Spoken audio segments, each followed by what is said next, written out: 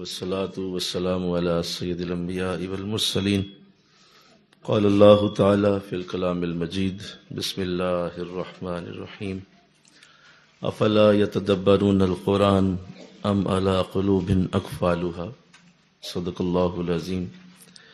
رب اشرح لي صدري ويسر لي أمري واحلل عقدة من لساني يفقهوا قولي. إن الله وملائكته يصلون على النبي یا ایھا الذین آمنوا صلوا علیہ وسلموا تسلیما. الصلاۃ والسلام علیک یا رسول اللہ وعلی آلک واصحابک یا سیدی یا حبیب اللہ. الصلاۃ والسلام علیک یا رحمۃ للعالمین وعلی آلک واصحابک یا سیدی یا خاتم النبیین. نہایت ہی معزز و محترم حاضرین و سامعین، قرآن آسان کورس کی آج آخری کلاسوں میں سے آخری کلاس. کل انشاءاللہ العزیز ہمارا یہ کورس مکمل ہو جائے گا اور سال 2024 میں قرآن آسان کورس کی بہاریں ختم ہو جائیں گی. کس طرح یہ 20 دن گزر گئے اور کتنی تیزی سے گزر گئے، یہ کوئی ہم سے پوچھے. اور رات کی قدر اس سے پوچھی جاتی ہے جو صبح کو دیکھتا ہے، اور صبح کے اجالے کی قدر اسے ہے جس کے سامنے رات ہوتی ہے. تو یقیناً بعد میں وہی زندگی کے انداز، لیکن خوبصورت یہ لمحات جو قرآن کے ساتھ گزرتے رہے، اس پہ ہم اللہ کا شکر ادا کرتے ہیں کہ اس نے ہم پہ رحمت فرمائی اور اپنے عظیم کلام کے ساتھ ہمیں کچھ وقت عطا کیا گیا. یہ اس کی کرم نوازی ہے کہ وہ اپنے بندوں کو منتخب کرتا ہے اپنے کلام کے لیے، اور پھر ہمیں جو قرآن کے مغز کے ساتھ اور قرآن کی حقیقت کے ساتھ جوڑنے کی اور قرآن کے اور قریب لانے کی جو اللہ کی طرف سے برکت اتری ہے، یہ بڑی خاص ہے. اللہ کرے اسی طرح آپ کی زندگی میں قرآن اسی طرح رہے اور آپ اسی طرح قرآن کے ساتھ وقت دیتے رہیں. اس کے بعد ہمارا مردوں کے لیے جمعہ ہے کہ وہ جمعہ میں تشریف لائیں، کیونکہ جمعہ میں ہم قرآن اسی طرح پڑھاتے ہیں اور قرآن کے ساتھ ہمارا وہ 1 گھنٹہ جمعہ کی تقریر کا اسی طرح ہوتا ہے.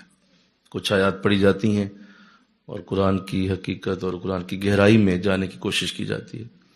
خواتین کے لیے جمعہ کے خطبہ اور جمعہ کی نماز کے بعد 3 بجے سے 5 بجے کا وقت ہر جمعہ کو رکھا جاتا ہے تاکہ وہ بھی تشریف لائیں اور آ کے قرآن کی یہ برکتیں اسی طرح جس طرح قرآن آسان کورس میں انہیں ملتی رہیں اس سے وہ محروم نہ ہوں اور پھر اللہ کی بارگاہ میں قرآن کے ساتھ حاضر ہو جائیں.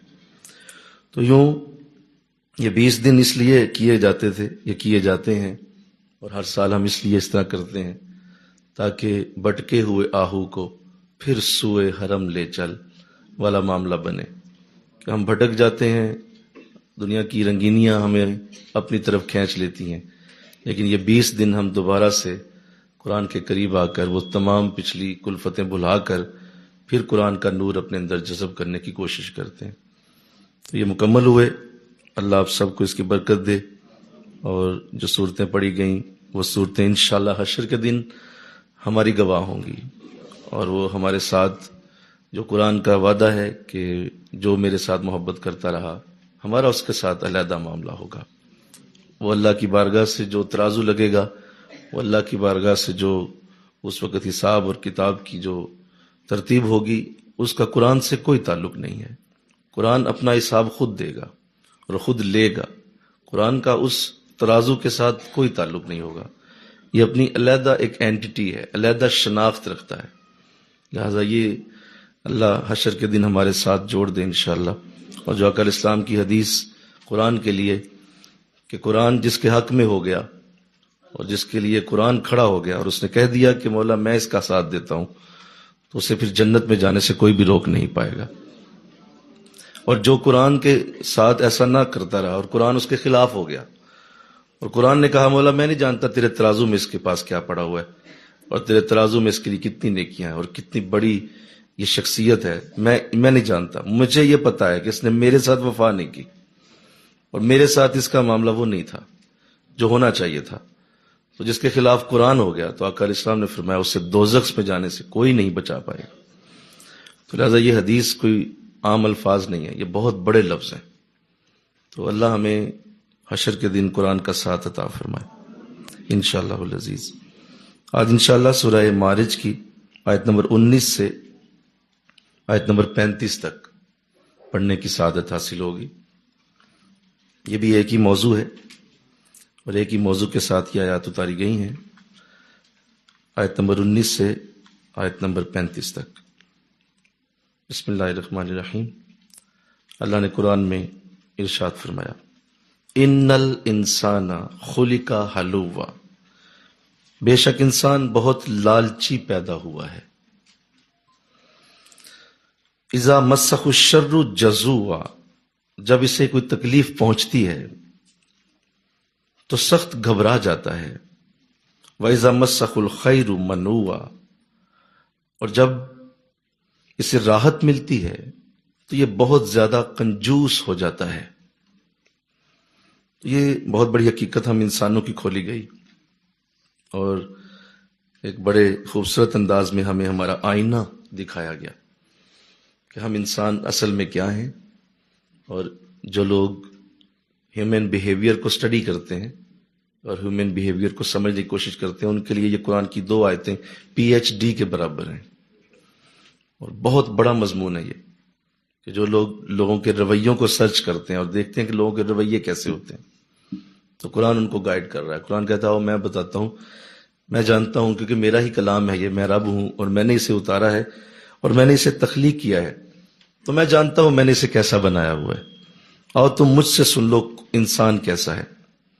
تو کہا کیا خوبصورت انداز بنایا، فرمایا کہ بے شک ہم نے اسے بڑا لالچی پیدا کیا۔ اس کا مطلب یہ ہے کہ لالچ انسان کی طبیعت کے اندر رکھی گئی ہے، اور ہم طبیعتاً اور طبعاً لالچی لوگ ہیں، یعنی ہم یہ پسند کرتے ہیں کہ اچھی چیز ہمارے پاس ہی آئے، اور مجھے اچھی جگہ بٹھایا جائے، مجھے اچھی جگہ کھلایا جائے، مجھے اچھا پلایا جائے، اچھا پہنایا جائے، مجھے معاملہ بہتر نظر آئے، ہر طرح سے میری زندگی کے ہر معاملے میں آسانی ہو۔ لہذا ہمیں اپنی زندگی اور اپنے معاملات کی اتنی فکر ہوتی ہے کہ ہم کسی اور کو نہیں دیکھتے۔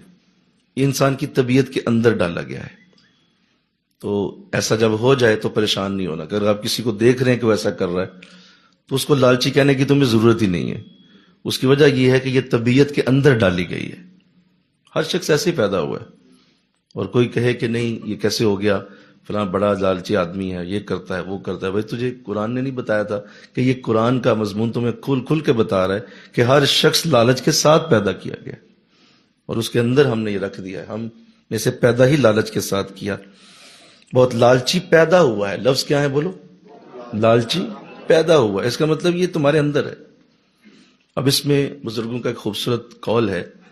بزرگ فرماتے ہیں کہ وہ جو اللہ کی طرف سے ایک آزمائش کے طور پہ لالچ تمہارے اندر پیدا کی گئی ہے، تم نے اب اس کو بدلنا ہے، اور اس لالچ کو جو کہ لینا چاہتی ہے دینے کے ساتھ بدل دو۔ تم اس سے دینے کے ساتھ رکھو، اور وہ جو لینے کی تمہیں آرزو ہے اس کو بدلو دینے کے ساتھ۔ اس لیے فرمایا جو دیتا رہتا ہے اللہ اس کی لالچ کو ختم کر دیتا ہے، پھر ایک وقت آتا ہے کہ اسے کسی شے کی تمنا نہیں رہتی۔ جو لوگ لینے کے معاملات میں رہتے ہیں ان کے لیے زندگی اور مشکل ہوتی جاتی ہے، کیونکہ کتنا کو لے لیں گے اور کتنا کو اپنے پاس رکھ لیں گے۔ تو دینے والا ہمیشہ پاتا ہے۔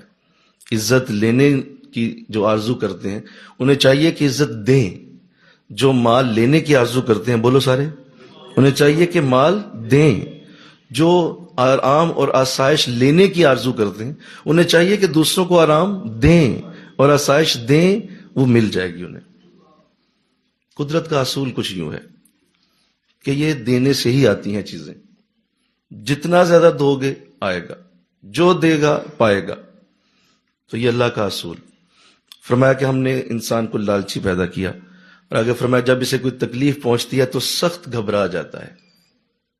جب بھی کوئی ٹینشن آئے گی نا، پریشانی آئے گی، تو تم دیکھو گے کہ انسان کس طرح ہوائیاں اڑتی ہیں، اور کس طرح ان کے جسم کے اعضاء کانپتے ہیں، اور کوئی تکلیف آتی ہے گھبرا جائے گا، پریشان ہو جائے گا، اور یہ تمہارے اندر ڈالی گئی ہے۔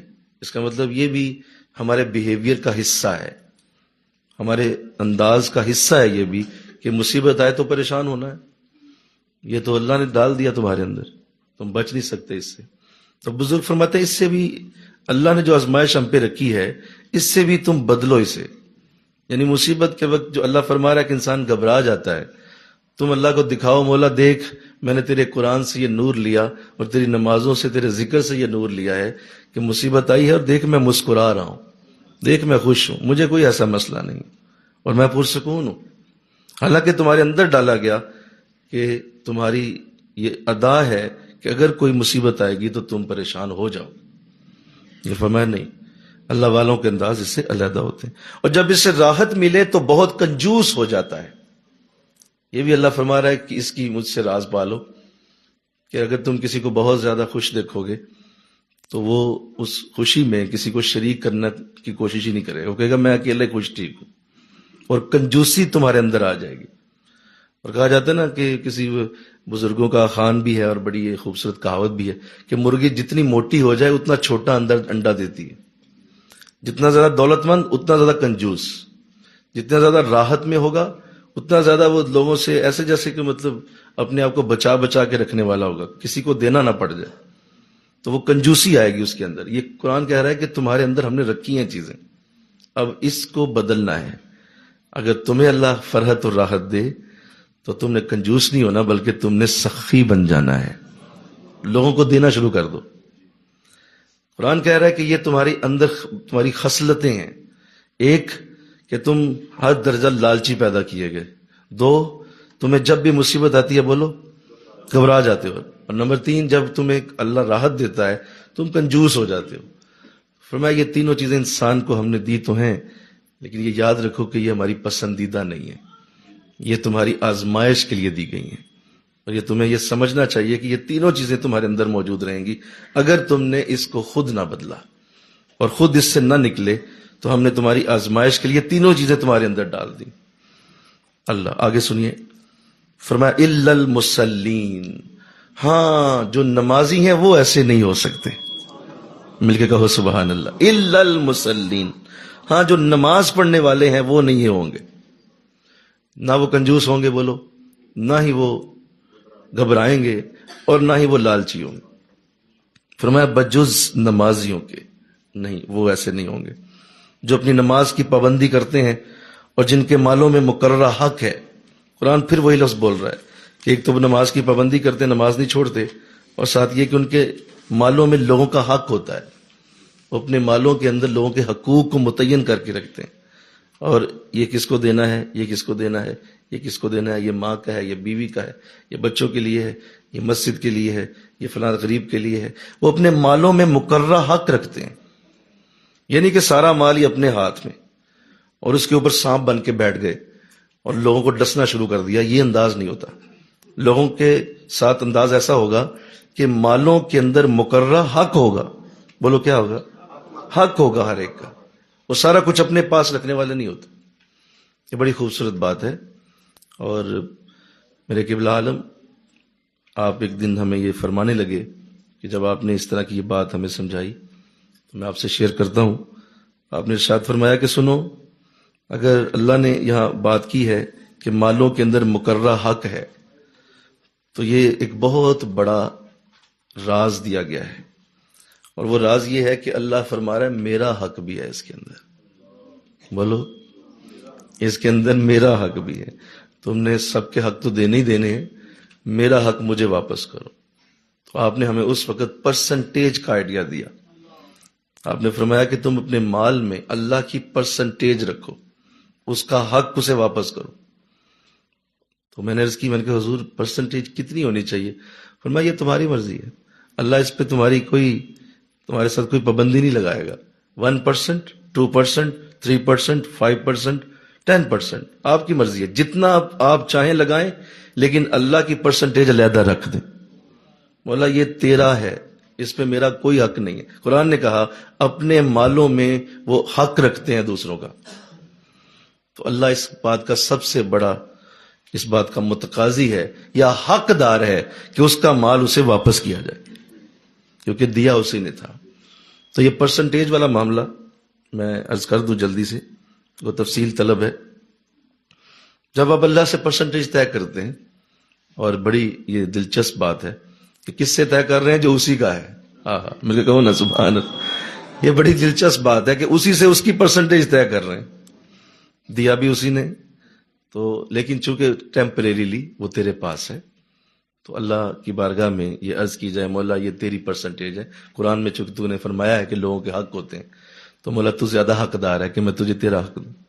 تو تیرا حق یہ ہے کہ میں اتنی پرسنٹیج، فرض کرتے ہیں کہ آپ 5% اپنی کمائی سے جو آپ کو اللہ نے دی، چاہے وہ شوہر دے رہا ہے آپ کو، بیوی ہیں آپ، اور یا آپ خود ہیں، تو آپ 5% اللہ کو حقدار بنا دیتے ہیں، اور آپ کہتے ہیں کہ مولا میں اپنے مال سے 5% تیرا حصہ نکالوں گا۔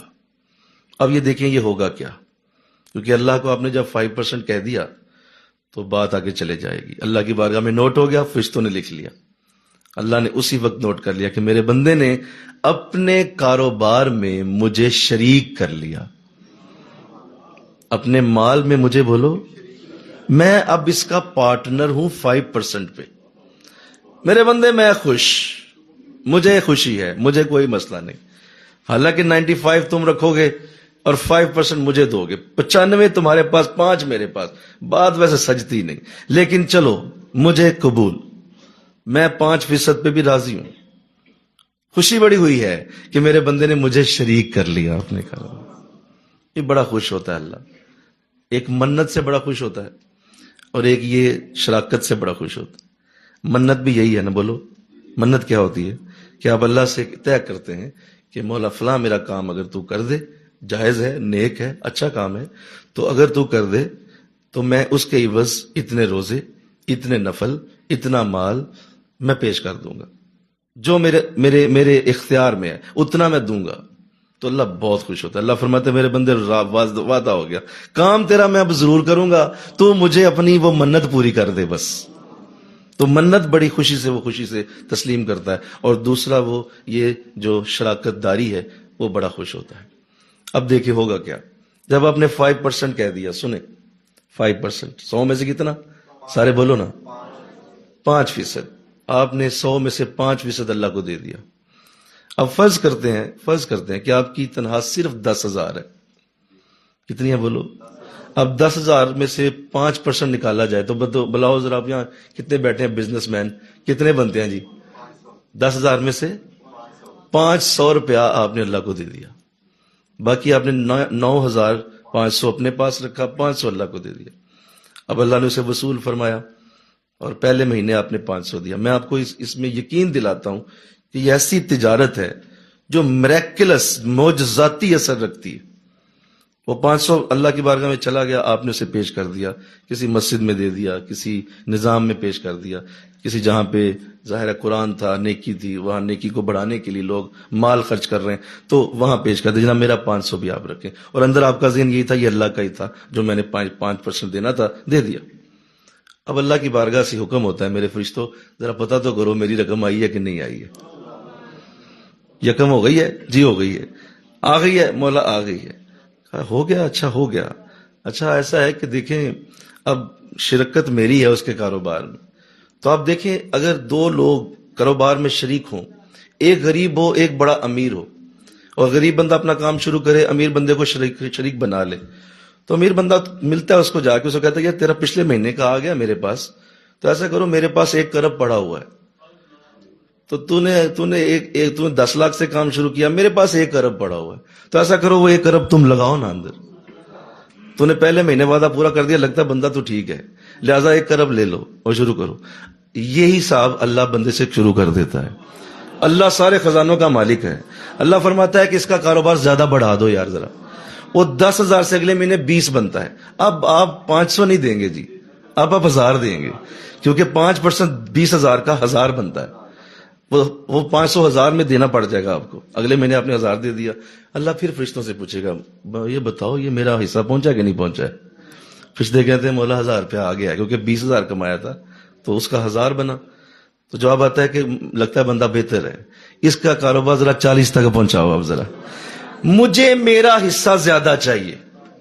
بھئی ہر ایک کو اپنے حصے کی فکر ہے نا، مل کے کہو نا سبحان اللہ. تو میرا حصہ زیادہ ہونا چاہیے. تو وہ پہلے 10 تھا، پھر وہ 1500 بنا، پھر وہ 2000 بنا. اور ایک وقت آتا ہے جب آپ یہ تجارت اللہ سے کرتے چلے جاتے ہیں، آپ کو سمجھ نہیں آتی آپ کہاں سے رہا ہے اور کہاں سے کما رہے ہیں آپ. اتنا مال ہوگا، لیکن پابندی سے وہ 5% جاتا رہے، وہ پابندی سے 5% بیچتے رہے. ایک وقت آئے گا، ہو سکتا ہے وہ 5% آپ کو لاکھ روپیہ دینا پڑ جائے اللہ کی بارگاہ، اور ہو وہ 5% ہی، لیکن دے آپ کو لاکھ روپیہ پڑے، جو کہ اللہ کی بارگاہ سے وہ کہاں تک پہنچ گیا. اور آپ نے ایک مہینے میں 1 کروڑ کما لیا، 1 کروڑ کا وہ جا کے 5% بنا.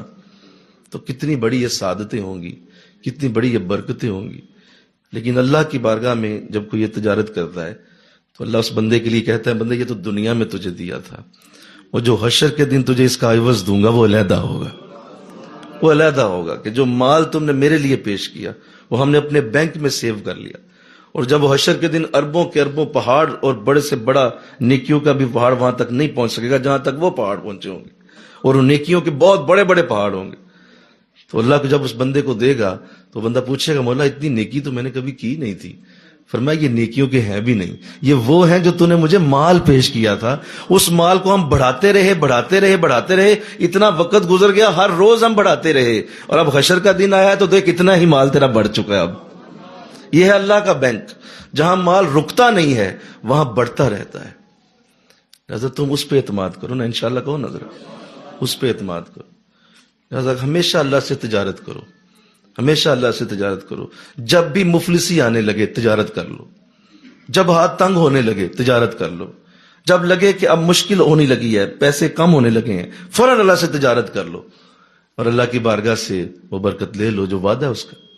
لیکن نہیں سمجھتے، بالکل نہیں سمجھتے، اور اتنے کنجوس. اور دیکھیں پوری سورت اتاری، وَيْلٌ لِكُلِّ هُمَزَةٍ لُمَزَةٍ الَّذِي جَمَعَ مَالًا وَعَدَّدَ. کہا یہ ایسا بدبخت ہے کہ اس کے لیے علیحدہ وادی دوزخ کی تیار کی ہے کہ مال جمع کرتا رہتا ہے اور اسے گنتا رہتا ہے بیٹھ کے، بس نہیں نکالتے. کہا کیوں نہیں نکالتے ہو؟ ہم تیرے لیے علیحدہ وادی بنا دیں گے پوری. اتنی نفرت ہے اس عمل سے، یہ مال جمع کرتے رہنا.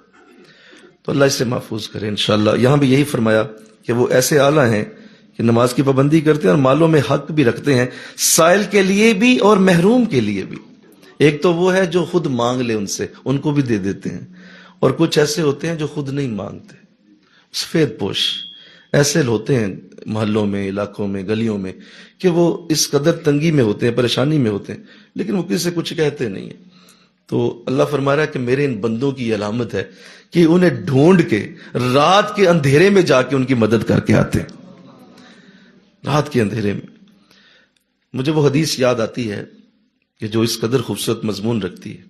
ارشاد فرمایا آقا علیہ السلام نے، اے صحابہ یہ بتاؤ کہ اس دنیا میں اللہ نے سب سے طاقتور چیز کون سی پیدا کی ہے؟ بولیے کیا؟ سارے بولو. سب سے زیادہ طاقتور چیز. تو صحابہ نے کہا حضور لوہا بڑی طاقتور چیز ہے، بہت طاقت رکھتا ہے، مضبوط ہوتا ہے. کہا نہیں، آگ اس سے بھی طاقتور ہے، کیونکہ وہ آگ لوہے کو پگھلا سکتی ہے.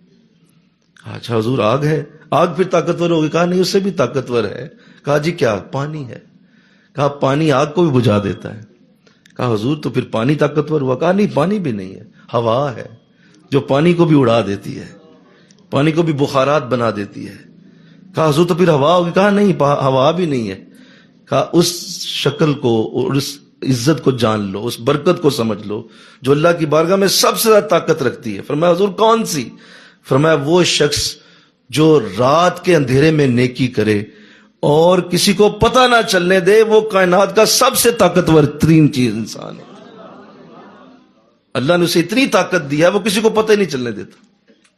یہ بہت مشکل کام ہے، بولو نا. لوگ اپنی نیکیوں کے اشتہار لگواتے اور سکنیں چھپتی ہیں، شیخ صاحب، علامہ صاحب، فلاں صاحب مسجد کے لیے یہ دیکھیں جی گیٹ لگوا دیا، یہ جی مسجد کے لیے یہ جی فلاں جگہ جناب باغیچہ بنوا دیا، یہ جناب یہ کر دیا، ساتھ جی میری والدہ کا نام لکھیں یہاں پہ. کہا نہیں، کائنات کا سب سے طاقتور ترین انسان وہ ہے کہ جو اس طرح نیکی کرتا ہے کسی کو پتہ نہیں چلنے دیتا. اب بڑا مضبوط آدمی. تو اللہ ہمیں ایسا بنائے انشاءاللہ.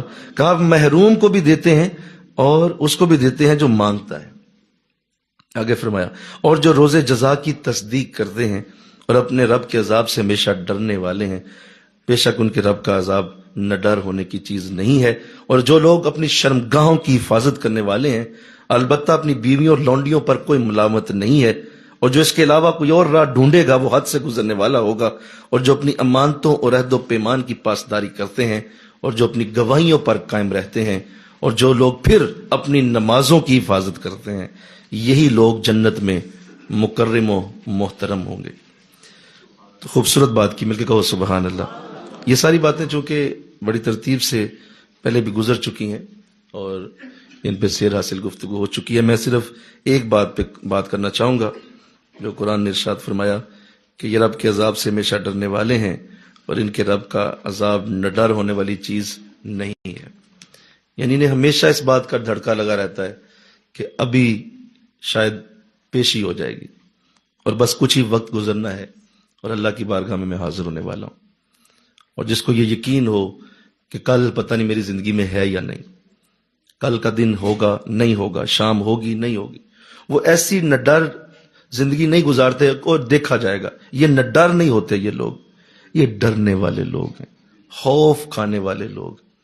حضور کی حدیث آقا علیہ السلام نے ارشاد فرمایا قیامت کے دن اللہ اپنے بندوں کو جب بخش رہا ہوگا تو کچھ بندوں کو ایسے ایسے بخش دے گا کہ اللہ فرمائے گا انہیں میرے سامنے بھی نہ لاؤ. کہا جائے گا مولا کیوں؟ کہا اس لیے کہ اتنا ڈرتے ہیں میری ذات سے، آج چونکہ میں نے اسے انہیں بخشنا ہے لیکن یہ میرے سامنے آ گئے نا تو شاید وہ بخشش برداشت نہ کر پائیں گے، لہذا ان کو ویسے ہی لے جاؤ جنت. تو اللہ فرمائے گا کہ یہ میرے وہ بندے تھے جو دنیا میں صرف ڈرتے رہتے تھے، انہیں ڈر بڑا آتا تھا، ہر وقت اللہ کی بارگاہ سے ڈر. اور سورہ رحمان میں وہ بڑی خوبصورت آیت ہے کہ اللہ ایسے بندوں کو 2 جنتیں عطا فرمائے گا. ان کے لیے جنتان کے لفظ ہیں، جو اللہ سے ڈرتے رہے. کہا جنتان، میں انہیں ڈر کی وجہ سے 2 جنتیں دے دوں گا جو ڈرتے رہتے ہوں گے. اور دیکھیے ڈر اللہ کا ہونا یہ کتنی بڑی سعادت ہے اور کتنا بڑا معاملہ ہے یہ، جس کو واقعی اللہ سے ڈر ہو. ایک شخص کے بارے میں بنی اسرائیل کا ایک شخص، اس کے بارے میں حضور نے ارشاد فرمایا کہ وہ شخص بڑا گناہگار تھا اور اس کی زندگی ساری گناہوں میں کٹی اور ساری زندگی گناہ کر کر کے جب آخری دن آیا نا تو اپنی اولاد کو بلایا اس نے، اور اس نے کہا دیکھو میری موت آنے لگی ہے اور ایسا ہے کہ تم نے میری لاش کو دفن نہیں کرنا. کہا جی ابا جی تو کیا کریں آپ کی لاش کے ساتھ؟ کیا پانی میں بہا دیں؟ کہا نہیں، پانی میں بھی نہیں بہانا. کہا تو پھر کیا کریں؟ کہا تم ایسا کرنا کہ میری لاش کو جلا دینا اور جلا کے اس کی راکھ کو ہوا میں اڑا دینا، کسی جگہ میرا نام و نشان نہ رہے. انہوں نے کہا بڑا مشکل کام ہے. کہا لیکن یہ میری وصیت ہے، تم نے ایسا ہی کرنا ہے. خیر ایسا ہی کیا گیا. جب وہ مرا تو اس کی لاش کو جلا کر اس کی راکھ کو ہوا میں اڑا دیا گیا. آقا فرماتے ہیں حشر کے دن اللہ اس بندے کی ساری راکھ کو دوبارہ جوڑ کے دوبارہ زندہ کر دے گا اور اسے کھڑا کیا جائے گا اور اسے پوچھا جائے گا کیا بندے یہ تو نے کیا کیا؟ یہ کیا کیا تو نے؟ کیوں تم نے یہ حکم دیا؟ اپنے اولاد کو کیوں کہا کہ مجھے جلا کے راکھ اڑا دی جائے؟ تو اس بندے نے کہا مولا مجھ سے آخری وقت میں تیرا ڈر آ گیا، مجھے ڈر آ گیا تجھ سے، اور میں نے کہا کہ میں دنیا میں ہی اپنی راکھ اڑوا دوں، کوئی شے میری باقی نہ رہے. تو مولا تیرے ڈر کی وجہ سے کیا. تو جواب آیا بندے تو ڈرا مجھ سے؟ کہا ہاں مولا تجھ سے ڈر کی وجہ سے یہ عمل کیا. کہا جو ڈر گیا مجھ سے میں نے اس کو کبھی جہنم میں نہیں ڈالا، تو جا تجھے میں جنت عطا کرتا ہوں. تو وہ ڈر کی کیفیت کتنی بڑی ہے کہ ہمیں اللہ نے پوچھنا ہے. اور اللہ کرے یہ جوانی میں آ جائے، آمین کہو نا. بوڑھے ہو جاؤ گے تو خود ہی ڈرو گے. بوڑھوں کا ڈر مراد نہیں ہے جی، وہ ڈر اور ہوتا ہے. بوڑھوں کا ڈر ذرا انداز اور ہوتا ہے نا. بولو وہاں پہ ایسا ہی ہے نا، اس وقت تو آپ کی جو ہے وہ ہڈیاں ختم ہو گئیں، اب تو گوشت ختم ہو گیا، اب تو آنکھیں بھی جواب دے گئیں، اب تو کان بھی سننے سے آری ہو گئے، اب تو چلنا پھرنا بھی مشکل ہو گیا، اب تو بستر ہے، دوائیاں ہیں اور تم ہو، تیسرا تو بندے کوئی نہیں ہے. تو لہٰذا اب ڈرنا، وہ کہا نہیں وہ ڈرنا نہیں ہے، یہ جوانی کا ڈرنا مراد ہے. اس سے مراد جوانی کی باتیں، یہ جوانی کے دن ہیں. آقا علیہ السلام نے فرمایا کہ دنیا میں کسی نے اگر پیغمبروں کی عبادت دیکھنی ہو تو کسی جوان کو عبادت کرتا دیکھ لے، وہ پیغمبروں کی عبادت کے برابر ہے. اس قدر جوانی کی جو راتیں ہیں اور جوانی کے جو دن ہیں اور جوانی کے جو سجدے ہیں، ہم کبھی جب حضرت صاحب کے پاس بیٹھا کرتے تھے، اب تو خیر عمر ڈھلنے لگی اور عمر آخری لمحوں پہ جانے لگی، اور اب تو عمر کے وہ حصے شروع ہو گئے، اور وہ جوانی کے وہ دن یاد آتے ہیں جب قبلہ عالم ہمیں بٹھا بٹھا کے ساری ساری رات ذکر خدا کرایا کرتے تھے، اور سارا سارا وقت ذکر کے لیے وقت ہوتا تھا، نعتیں سن سن کے لیلۃ القدر کے ایک ایک لمحے میں اور رمضان کے آخری تاک راتوں میں کس طرح وہ رات کی عبادتیں، وہ جوانی کے دن گزارے گئے۔ خدا کی قسم وہ جو لذت تھی نا، وہ جو رات کے سجدوں کی جوانی کی لذت تھی، وہ کبھی دوبارہ نصیب نہیں ہوئی، وہ برکت بہت بڑی ہے۔ تو اللہ وہ عطا فرمائے، آمین کہو۔ آج کے جوان کو جو اس وقت حالات درپیش ہیں وہ آپ کے سامنے ہیں۔ ہمارے دور کی جوانی کے دن ذرا اور تھے، اس میں میڈیا اتنا طاقتور نہیں تھا، اس میں میڈیا کے پاس اتنے ہتھیار نہیں تھے، شیطان کے ہتھیار تھے لیکن اتنے نہیں تھے جتنے آج جوانوں کی جوانی کو چیر پھاڑ کرنے کے لیے جو میڈیا کے پاس ہتھیار ہیں، وہ آج جو اس وقت تھے وہ نہیں تھے، آج بہت زیادہ ہے۔ آج کا جوان میری نظر میں اگر 5 وقت کا نمازی ہے تو اسے اللہ اپنی ولایت عطا فرما دیتا ہے، اس لیے کہ آج اتنی سخت ترین حالت ہے کہ آپ میڈیا کے ان واروں سے نہیں بچ سکتے، کسی جگہ چلے جائیں آپ نہیں بچ پائیں گے، سوائے یہ کہ اللہ تعالیٰ ہی بچائے اس کو، اور اللہ ہی جس کو اپنی رحمتوں سے اپنے حصار میں رکھے، اپنے حصار کے اندر سے بند کر لے، ورنہ تم نہیں بچ سکتے۔ تو آؤ ہمیں آج دعا کرنی ہے انشاءاللہ، کہو نا۔ میں نے تو قرآن سلام کورس کی دعا ہی یہ رکھی ہوئی ہے کہ اللہ ہمارے جوانوں کو بچا لے، اللہ ہمارے جوانوں کو بچا لے، اس گندگی سے بچا لے جو آج میڈیا نے دنیا کے اوپر رکھ دی۔ آپ نہیں بچ سکتے، کیسے بچائیں گے انہیں، کدھر سے بچائیں گے، سوائے یہ کہ ان کے اندر اللہ کا ڈر ڈال دو۔ یہ ڈر جو ہے یہی بس واحد ایک ہتھیار ہے جو اتنا زیادہ ہو جائے کہ نہیں، میرا رب میرے ساتھ ہے اور وہ میرے لیے معاملہ بہت بڑا بن جائے گا۔ جب یہ ڈر ہوگا تو پھر وہ تنہائی میں بھی پاک ہوگا انشاءاللہ، کہو نا، پھر وہ تنہائی میں پاک ہوگا۔ اس کے سوا تم کہو نا کہ نہیں کتاب پڑھا لو، اس کو جو ہے وہ ذرا بٹھا کے اس کو سمجھا لو، یہ کرنے کو کوئی فائدہ نہیں ہونے والا۔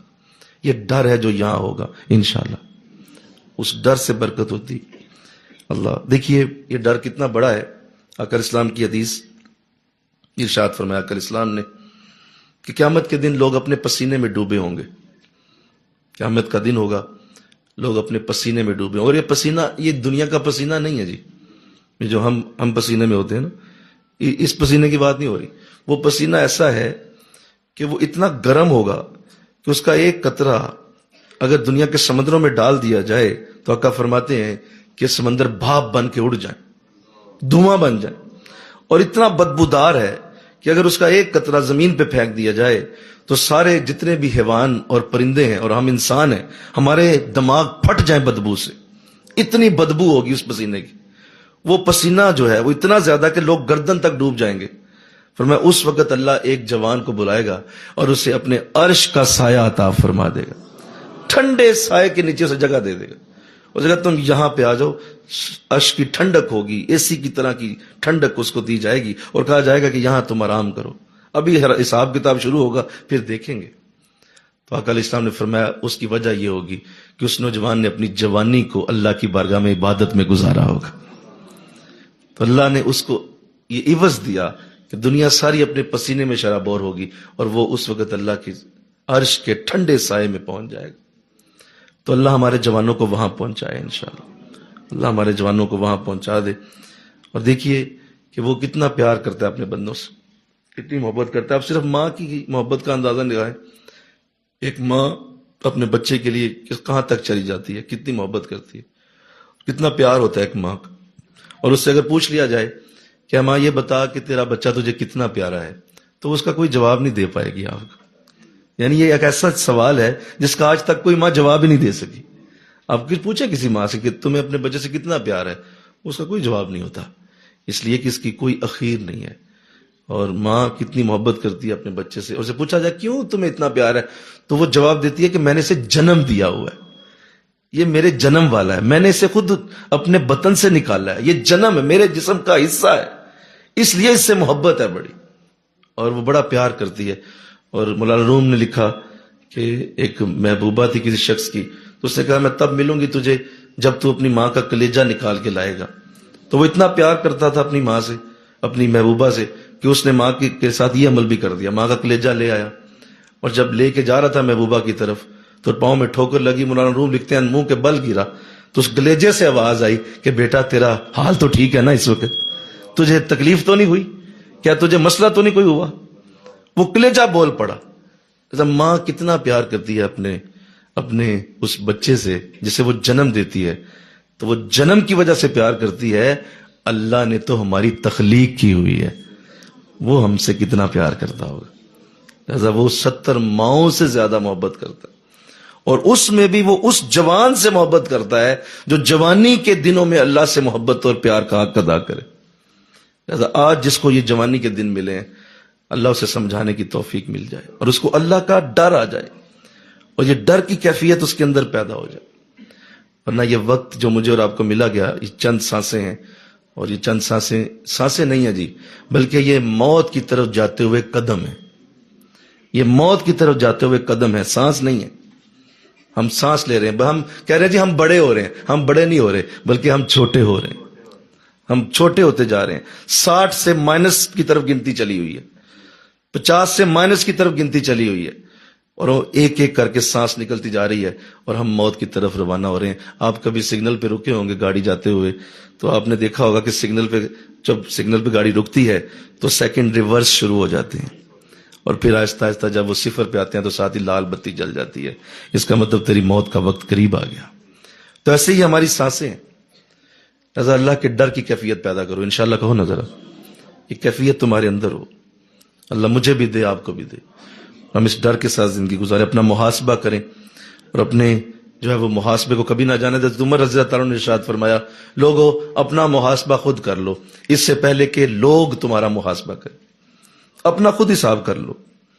اور وہ جو لوگ ایسا کر لیتے ہیں کہ اپنا محاسبہ خود ہی کرتے رہتے ہیں، انہیں کسی اور کی کیا ضرورت ہے، انہیں کسی اور سے پوچھنے کی کیا حاجت ہے، اپنا محاسبہ خود کریں انشاءاللہ۔ تو بڑی خوبصورت بات، آئیے میں آپ کی خدمت میں عرض کرتا ہوں کہ حضرت ابراہیم علیہ السلام آپ کی بارگاہ میں حضرت اسرائیل تشریف لے گئے اور جا کے عرض کی کہ حضور اللہ کا پیغام آ گیا، تو تشریف لے چلیے۔ تو جواب دیا کہ اسرائیل ذرا جلدی نہیں آگے، تم بہت جلدی آگے ہو، اور ابھی مجھے کہا بھی ہے کہ تم نے کہ اللہ کی بارگاہ سے سلام بھی آیا ہے، اور مجھے خلیل بھی کہتا ہے، وہ میں اس کا خلیل بھی ہوں، دوست بھی ہوں، تو نے موت کا پیغام دیا۔ تو یار یہ بتا، کیا یار بھی کبھی یار کی موت چاہتا ہے؟ بولو، کیا یار بھی کبھی یار کی موت چاہتا ہے؟ عجیب بات کرتے ہو۔ تو حضرت اسرائیل وہیں سے واپس پلٹ گئے، آقا فرماتے ہیں تشریف لے گئے اور جا کے اللہ کی بارگاہ میں عرض کی کہ مولا تیرا خلیل تو کہتا ہے کہ یار بھی کبھی یار کی موت چاہتا ہے۔ تو اللہ کی بارگاہ سے جواب آیا کہ اسرائیل جاؤ میرے خلیل سے کہو کہ اگر یار بلائے تو کیا یار آتا نہیں ہے کیا؟ تو ہم نے بلایا ہے نا، یہ ہمارا بلاوا ہے۔ تو جب واپس آ کے کہا نا کہ یار بلائے تو کیا یار جاتا نہیں، تو حضرت ابراہیم فرمایا قربان جاؤں، اسی بات کو سننے کے لیے تجھے بھیجا تھا، اسی بات کو سننے کے لیے بھیجا تھا کہ وہ مجھے بلائے۔ یہ موت کا وقت، موت کا لفظ نہ میری زندگی میں آئے کبھی، وہ اگر بلائے گا تو جاؤں گا۔ تو اسی وقت کہا ٹھیک ہے تیری مرضی ہے، جیسے چاہے کر لے۔ تو یوں یہ انداز ہو، اس طرح کا انداز ہو، اللہ سے ملنا، اللہ کے ساتھ ملنا ایک محبت کے ساتھ ہونا چاہیے، ایک پیار کے ساتھ ہونا چاہیے، وہ کوئی زبردستی نہ ہو۔ اور موت کا اس طرح کا ڈر نہیں ہے ہمارے ہاں جو لوگوں نے بنا لیا ہوا ہے۔ میں اکثر یہ باتیں اس وقت کرتا ہوں جب کوئی 10ویں پہ 40ویں پہ مجھے بلاتا ہے، چلو یہاں بھی 2 باتیں کر لوں۔ ہمارے ہاں موت کا تصور ہی الٹا ہے، ہم موت کو ایک بڑا ڈراؤنا، ایک ہارر مووی کی طرح سمجھتے ہیں، اور موت کو ایسے سمجھا ہوا ہے کہ جیسے جو ہے وہ یہ ایک بڑی ہی بری چیز ہے، اللہ کرے نہ ہی آئے۔ اللہ والوں کے ہاں موت ایک تحفے کی طرح ہوتی ہے، یہ گفٹ کی طرح ہے۔ وہ کہتے ہیں کل دی آندھی آج جائے، آج دی آندھی ہونے آئے۔ اس کے لیے وہ کوئی تصور ایسا نہیں رکھتے۔ ایک لمحے کے لیے جو یہاں تک پہنچ گیا، آپ میں سے جو بیٹھا ہوا یہاں تک اگر پہنچ گیا ہے نا کہ اس کی موت کا تصور یہ بن گیا ہے کہ مولا کل دی آندھی ہونے آئے اور ہونے اسی وقت آ جائے، مجھے کوئی مسئلہ نہیں، میں تجھ سے ملنا چاہتا ہوں۔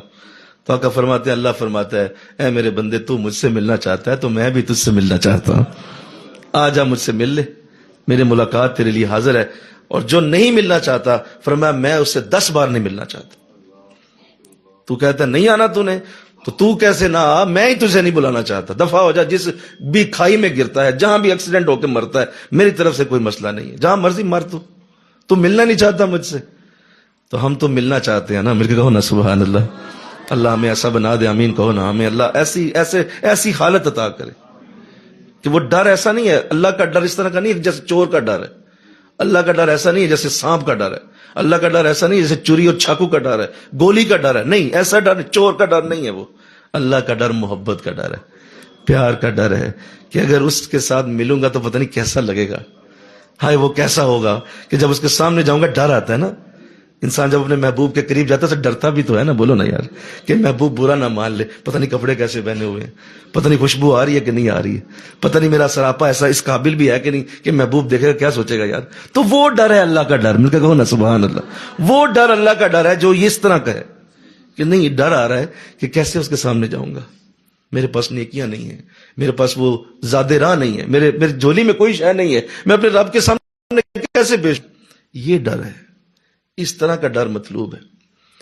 اللہ توفیق دے دے، لہذا ہمیں تیاری کرنی ہے، اور یہ پورا قرآن آسان کورس اسی ایک زاویے پہ گھومتا رہا، اس لیے ہم نے مکی صورتوں کا انتخاب کیا کہ سارا کا سارا ہم اسی پہ رہیں، اور اللہ کی بارگاہ میں ہمیشہ ڈرتے سہمے ہوئے ہی، چاہے تہجد گزار ہوں، چاہے عمر حج بھی ہوں، چاہے بہت بڑی نسبتوں کے حامل بھی ہیں، چاہے اللہ والوں کے ساتھ تعلق بھی ہے، بہت زیادہ پیار بھی ہے، محبت بھی ہے، قرآن کے ساتھ تعلق بھی ہے، لیکن اس کے باوجود ہم سے زیادہ ڈرنے والا کوئی نہ ہو انشاءاللہ، اس کے باوجود ہم سے زیادہ ڈرنے والا کوئی نہ ہو۔ حضرت عمر رضی اللہ تعالیٰ عنہ کئی دن مسجد نبوی میں نہیں آئے، تو آقا السلام نے پوچھ لیا عمر کہاں ہے؟ فرمایا حضور گھر میں ہیں، روتے ہیں، اور دروازہ بند ہے، روتے جاتے ہیں، اور کوئی بھی دروازہ نہیں کھول پا رہا، نہ اندر جانے دے رہے ہیں، نہ کسی سے بات کرتے ہیں۔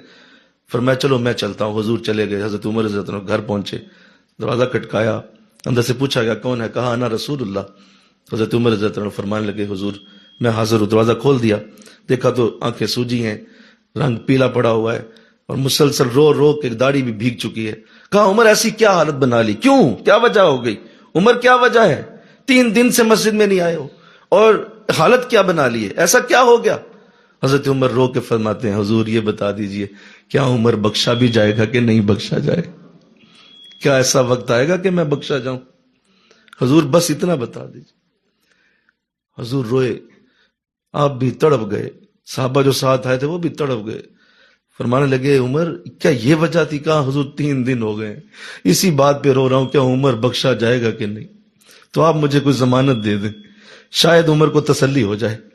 تو آقا الاسلام نے فرمایا عمر تو بھی بخشا جائے گا، میں بھی بخشا جاؤں گا، تسلی رکھ۔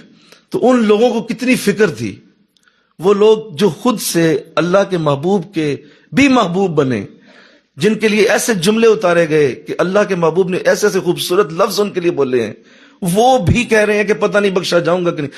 ہم اپنے بچوں کے اندر جب تک یہ فکر نہیں پیدا کریں گے وہ کبھی بھی برائی سے باز نہیں آ سکتے، انہیں آپ برائی سے دور نہیں کر سکیں گے جب تک ان کے اندر یہ فکر نہ ہو کہ میری بخشش ہونی ہے یا نہیں، مجھے کیسے اللہ بخشے گا۔ ارے نیکوں کا نیک یہ کہہ رہا ہے جس کے لیے یہ کہا گیا کہ اگر میرے بعد کوئی نبی ہوتا تو تم میں عمر نبی ہوتے، وہ کہہ رہا ہے کہ حضور بتائیں میری ضمانت کیا ہے۔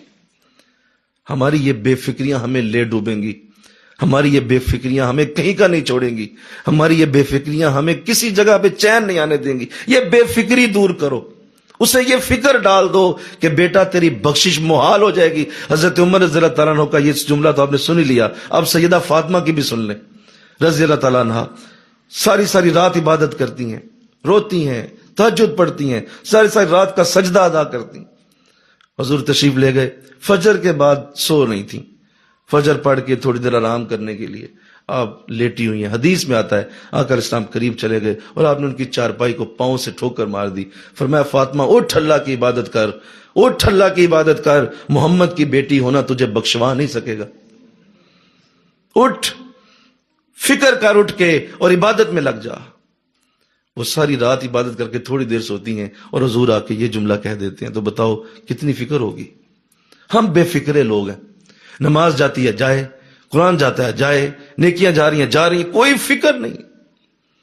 یہ فکر پیدا ہوگی نا تو اسی دن برکتیں شروع ہو جائیں گی، رحمتیں شروع ہو جائیں گی، برکتیں رحمتیں فکر کے ساتھ جڑی ہیں، اور یہ فکر پیدا کرنا ہی ہمارا پورے قرآن آسان کورس کا مقصد ہے انشاءاللہ۔ یہی ہمارا مقصد ہے کہ ہم فکر پیدا کریں، ہم تمہارے اندر ایسا دیپ جلا دیں، اور کاش کوئی وہ دیپ جل جائے اور تمہارے ذہن اور سوچ میں ایک چھوٹا سا ایک چنگاری ابھر آئے کہ حضرت صحیح کہہ رہے تھے، یہ اٹھتے ہوئے جنازے، یہ پھیلی ہوئی قبریں، یہ بڑے بڑے قبرستان، یہ رو رو کے اپنا حال بتا رہے ہیں کہ لوگوں کوئی یہاں مستقل رہنے نہیں آیا، کوئی یہاں مستقل نہیں رہے گا، ہر حالت میں تم نے جانا ہی جانا ہے۔ کوئی بڑے سے بڑا بادشاہ ہو، بڑے سے بڑا عہدے والا ہو، کوئی بڑے سے بڑا خوبصورت ہو، جوان ہو، بڑا پہلوان ہو، اسے ہر صورت دنیا سے جانا ہے۔ جب یہ تصور ہوگا تو پھر اس کے بعد نیکی ہی نیکی ہے، برکت ہی برکت، اور اللہ کرے یہ پیدا ہو جائے انشاءاللہ، کہو نا۔ تو اللہ نے قرآن میں واضح کہا کہ یہ وہ لوگ نہیں ہیں کہ جو اپنے رب سے ڈرے ہوئے ہوتے، نہ ڈر رہتے ہیں، نہ ڈر نہیں رہتے، ہمیشہ عذاب نہ ڈر ہونے کی چیز نہیں ہے۔ اللہ کا عذاب نہ ڈر ہونے والی شے نہیں ہے، کہ واقعی ایسا ہے کہ اس سے ڈرنا چاہیے، اور پھر اللہ کی محبت اور اللہ کا پیار جس کو نصیب ہو جائے، اللہ اکبر۔ اللہ نے ہمیں پیدا ہی آخرت کے لیے کیا ہے۔ آخری بات جو آخر میں کی گئی، اللہ نے ارشاد فرمایا کہ یہ لوگ اپنی امانتوں کی حفاظت کرتے ہیں اور وعدوں کے سچے ہوتے ہیں، اور یہ اپنی نمازوں کی بات، پھر آخر میں پھر اسی بات پہ بات ختم کی کہ اپنی نمازوں کی حفاظت کرتے ہیں۔ اولئک فی جنت مکرمون، اور یہ سن لو یہ وہ لوگ ہیں جن کا جنتوں کے اندر ہم اکرام کریں گے۔ مل کے کہو نا سبحان اللہ۔ کیا کریں گے وہ لوگ؟ اکرام ہوگا، جنتوں میں ان کی عزت کی جائے گی، اور اصل عزت وہ جنتوں کی عزت ہے جو اللہ فرما رہا ہے کہ ہم ضرور ان کی کریں گے، کیونکہ ان کے اندر یہ خوبیاں موجود ہیں جو اللہ نے ان لوگوں کو دی ہیں، جو اللہ اپنے اعلیٰ بندوں کو عطا کرتا ہے۔ اب یہ آخری لمحات ہیں، اور چونکہ قرآن آسان کورس ختم ہو رہا ہے اور دل کے اندر جو آنسو گر رہے ہیں وہ خدا دیکھ رہا ہے، اور قرآن بھی جانتا ہے کہ یہ ملاقاتیں قرآن کے ساتھ، اور یہ روز قرآن سے آ کے گلے ملنا، اور یہ قرآن کے ساتھ آ کے گلے لگنا، اور قرآن کے ساتھ جو ہے یہ 1 گھنٹہ گزرنا، اور اس کے لیے فرشتوں کا کتنا اہتمام ہوتا ہوگا آسمانوں پہ، اور اللہ کتنا خوش ہوتا ہوگا کہ میرے بندوں نے قرآن کھولا ہوا ہے۔ اور یہ وقت جو بھی ملا مجھے آپ کو دیا گیا، اور یہ وقت جب اب قریب ہے کہ یہ اینڈ ہو رہا ہے، ختم ہونے والا ہے، تو ایک بات میں ضرور کرتا ہوں، اور وہ یہ ہے کہ لوگوں یاد رکھنا، قرآن تمہارے ساتھ بڑا وفادار رہے گا، قرآن تمہارے ساتھ بڑی وفا کرے گا، تم نے اپنی وفا اس کے ساتھ رکھنی ہے، بس تم نے وفا کرنی ہے، اور میرے لیے نہ آیا کرنا، قرآن کے لیے آنا، قرآن کے لیے چلنا، اور اس مجلس کا جتنا بھی نور ہے، جتنا بھی برکت ہے، وہ قرآن کے لیے آ کے لینے کی کوشش کرنا۔ یہ نہ کہنا کہ وہ بڑی اچھی بات کرتے ہیں، بہت اچھا گفتگو کرتے ہیں، فلاں جگہ بڑا ہی مزہ آتا ہے جی، یہ تصور جس کو ملے کچھ دنوں میں ضائع ہو جائیں گے، وہ ایسا نہیں ہوتا۔ آپ اصل کی طرف توجہ رکھیں، کوئی ایسی بات نہ بھی کرے، کوئی اس طرح کا انداز نہ بھی بنائے، لیکن اگر وہ قرآن کی طرف تمہیں بلاتا ہے تو قرآن کے لیے وہاں چل کے ضرور جاؤ۔ وہ قرآن کی طرف بلانے والا ہے، وہ قرآن کی طرف کھینچنے والا، وہ قرآن کی طرف تمہارا رجوع کرانے والا، قرآن کے لیے وہاں چل کے جاؤ۔ لہذا اپنی نیت اگر قرآن رکھو گے تو پھر تمہارے لیے کوئی رکاوٹ نہیں رہے گی۔ اصل رنگ قرآن کے ساتھ رکھو، کیونکہ قرآن موجود ہے، ہمیشہ رہے گا، کبھی اس کی لذتیں زائل نہیں ہونے والی، کبھی اس کا مزہ زائل نہیں ہونے والا، کبھی اس کے رتبے اور مقام زائل نہیں ہونے والے، یہ ہمیشہ سے رہے گا، ہمیشہ موجود ہے، اور ہمیشہ کے لیے اللہ نے اس کی عزتوں کو بلندی رکھنا ہے۔ اس کی طرف توجہ کرو تو اللہ تمہیں ایسا بنا دے انشاءاللہ۔ کل ہماری آخری نشست ہے، اور اس کے بعد انشاءاللہ العزیز یہ مکمل ہو جائے گا۔ آپ نے آج یوں کرنا ہے مردوں کی طرف بھی کہ عثمان صاحب بیٹھے ہوئے ہیں، جاتے ہوئے نام لکھوا کے جائیں کہ جو ایگزام دیں گے، تاکہ ہم سیریس اور سنجیدہ لوگوں سے ایگزام لیں، اور کیونکہ قرآن کا پیپر ہے، قرآن کا ایگزام ہے، تو میں چاہتا ہوں کہ یہ بڑا سنجیدگی کے ساتھ دیا جائے۔ تو جاتے ہوئے آپ اپنے نام لکھوائیں گے تو ہم آپ کو یہاں بیٹھنے دیں گے اس دن، ورنہ آپ کو یہاں آنے کی اجازت نہیں ہوگی۔ ہفتے کے دن ایگزام ہے، تو جو پیپر دے گا وہی یہاں آئے گا، اور قرآن کا پیپر ضرور دیجیے گا، مل کر سبحان اللہ، اس کو جانے نہ دیجیے گا۔ قرآن کا ایگزام ہے نا، تو دنیا میں دے لو نہ بولو، حشر کے دن بچ جاؤ گے نا، دنیا میں دے لو یار، وہاں پہ ایگزام نہ دینا، یہاں دے لو۔ جب یہاں دے لو گے تو اللہ فرمائے گا مولا دنیا میں پاس کرایا مجھے، یہ جانے دو اسے۔ تو امید ایسا ہی ہوگا انشاءاللہ۔ تو جاتے ہوئے نام لکھوائیے۔ ادھر بچیاں جو ہیں وہ ہماری بچیاں بیٹھی ہیں، جو ہماری جو ہیں صاحب ڈیوٹی بچیاں ہیں وہ بیٹھی ہوں گی، آفس میں بیٹھی ہوں گی، آپ وہاں جاتے ہوئے نام لکھوا کے جائیں، اور نام ضرور لکھوائیے تاکہ ہمیں پتہ ہو کہ کتنے لوگ ایگزام دیں گے۔ اور ہفتے کے دن انشاءاللہ اس کا ایگزام ہے، کل اس کی آخری کلاس ہوگی، اور اسی میں انشاءاللہ اس کی آخری گفتگو بھی سورہ معارج کی جائے گی۔ جو بڑی خوبصورت ہے. میں چاہتا ہوں کل اسے آپ ضرور سنیں. اللہ اور برکت عطا فرمائے. وما علینا الا البلاغ المبین. آمین. اللہم صلی علی سیدنا و مولانا محمد وعلی آل سیدنا و مولانا محمد وبارک وسلم الہ العالمین. مولا یہ گھڑیاں اپنے اختتام کو پہنچ رہی ہیں اور ہم مولا یہ 20 دنوں کا یہ وقت یہ سارے کا سارا تیری بارگاہ میں آج ہی پیش کرتے ہیں. قبول و منظور فرما مولا، منظور کر لے. بہت ساری تکالیف سے گزرے، بہت سارے مشکلات سے گزرتے ہوئے 20 دن مکمل کیے. اللہ تیرا کرم شامل حال رہا اور مولا ہم یہاں آتے رہے. اللہ اپنی رحمت فرمانا، اگلے سال اس سے بھی بہتر کرنے کی توفیق عطا فرمانا.